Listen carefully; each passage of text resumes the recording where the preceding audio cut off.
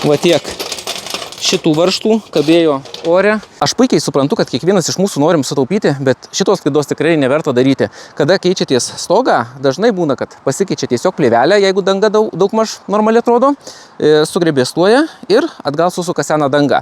Kada liko sena danga, tai pergrėbėstavus mediena nepataikyta su senais varžtais ir didelė dalis varžtų tiesiog kabo ore.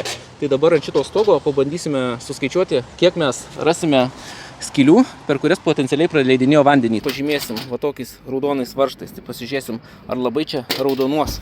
1, 2, 28, PM9, 60 lygiai.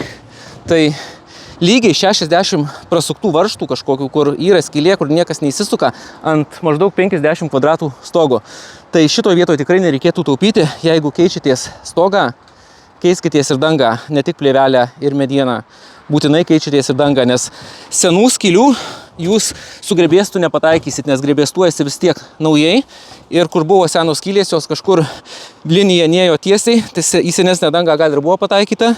Bet dabar, kai susidėjo grėbėstai, be šansų pataikyti viską. Todėl stogas visas kaip rėtis ir turime išsukti visi varžtai.